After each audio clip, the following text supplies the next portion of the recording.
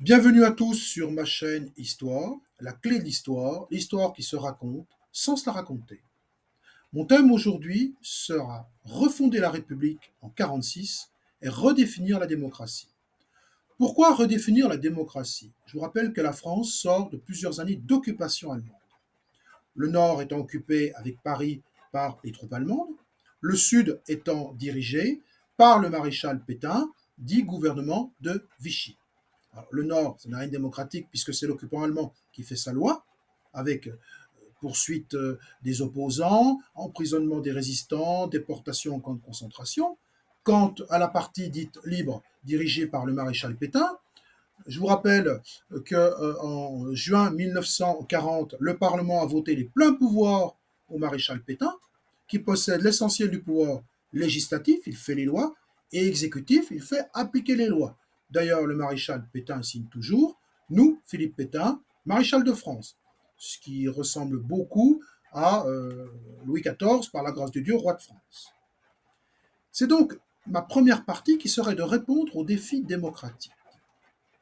Le général de Gaulle et le CNR, Conseil national de la résistance, en mars 1944, a déjà réfléchi à ce que pourrait être la France nouvelle, démocratique, libérée par les troupes américaines. Alors, plusieurs principes très simples. Déjà, nationaliser les grands groupes d'énergie pour que l'État ne dépende pas, ne soit pas mis sous pression par des groupes d'énergie, notamment tout ce qui est l'hydraulique, tout ce qui peut être aussi les énergies comme le gaz. Enfin, nationaliser les transports, la future SNCF. Définir ce que serait une sécurité sociale, c'est-à-dire une aide de tous dans des moments assez graves ou de maladie. Et enfin, donner un système de retraite mieux réparti. Et pour finir, donner le droit de vote aux femmes, puisque je vous rappelle que les femmes n'ont pas le droit de vote, elles ne l'auront qu'en 1944, alors qu'elles réclamaient ce droit indispensable depuis le début du XXe siècle. Je ne veux pas citer les suffragettes en Grande-Bretagne qui, elles, réclamaient aussi ce droit.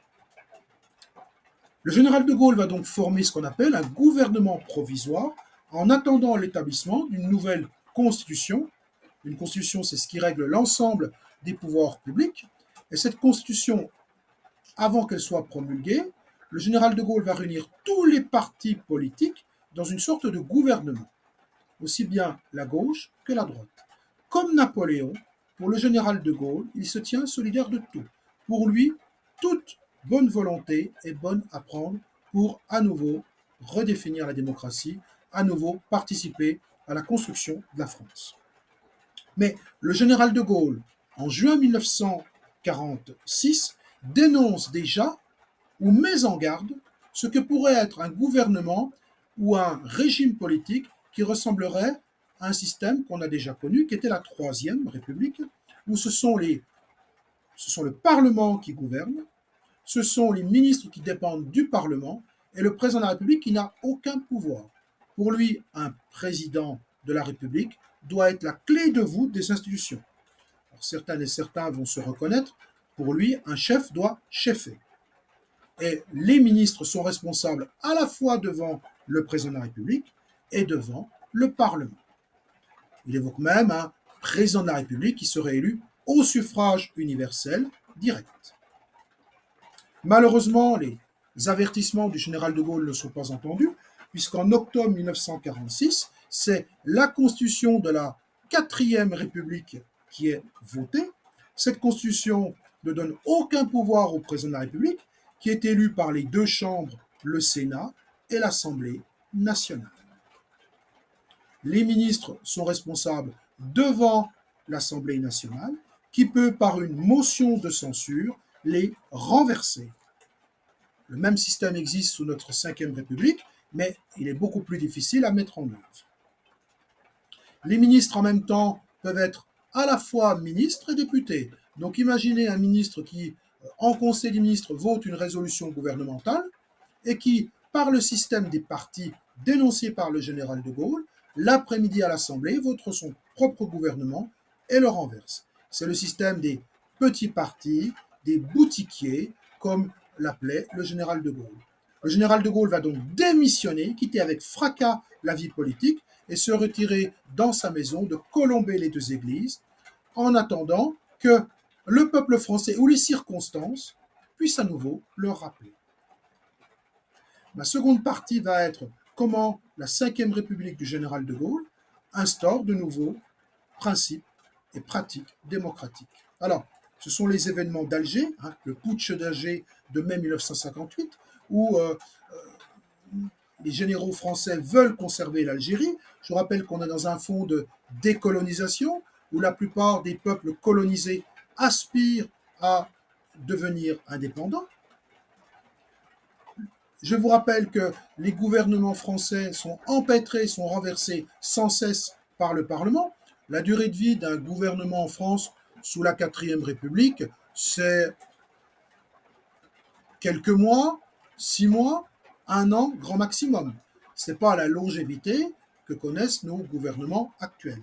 Bien sûr, puisque le système de coalition des partis politiques font pour qu'un gouvernement puisse durer, il faut qu'il puisse satisfaire les desiderata des partis politiques. Bon, au bout d'un certain temps, il faut négocier sans cesse, ça ne va jamais, et les gouvernements sont renversés.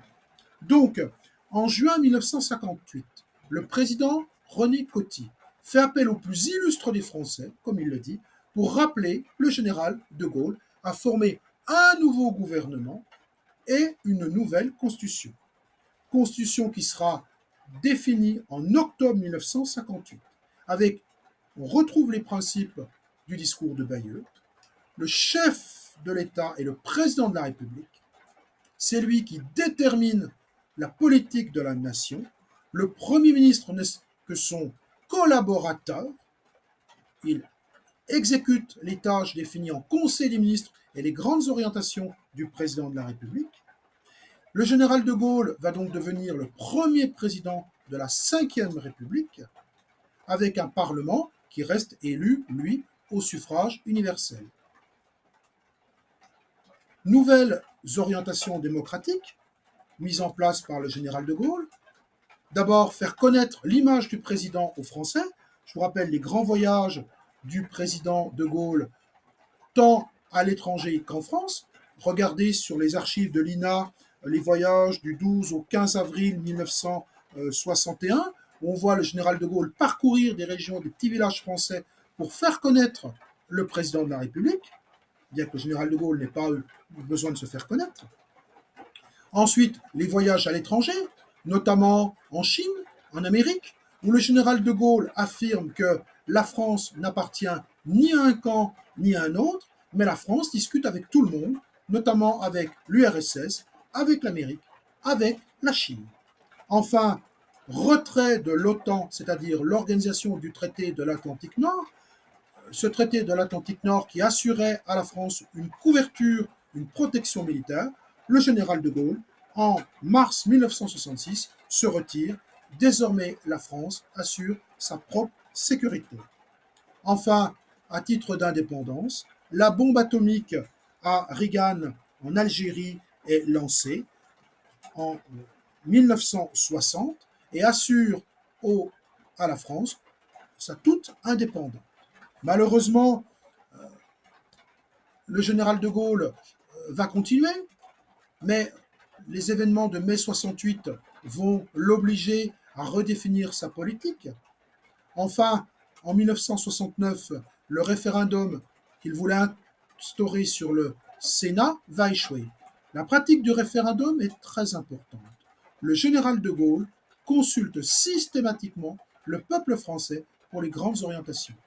Et le président de la République, sous la Ve, tire sa légitimité non pas d'une élection par les deux chambres, Sénat plus Assemblée nationale, mais bien par une élection au suffrage universel direct. C'est la réforme de 1962. Et le général de Gaulle sera réélu en 1965 par l'ensemble des Français et Françaises. Je vous rappelle que la majorité, à l'époque, est de 21 ans. Il faudra attendre la réforme du président Valéry Giscard d'Estaing pour que celle-ci soit abaissée en 1974 à 18 ans. Enfin, c'est bien le général de Gaulle qui va redéfinir ce que doit être un ministère, ce que doit être un président de la République. C'est le président qui décide, les ministres ne sont que des exécutants. Et cette pratique ne va cesser tout au long de la Ve République de s'affirmer. Le référendum qui va échouer sur le Sénat, en toute logique pour le général de Gaulle, va le conduire à la démission.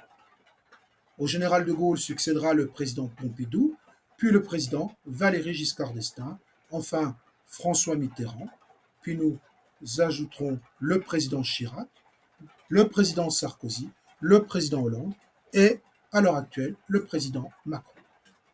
Je vous remercie de votre attention.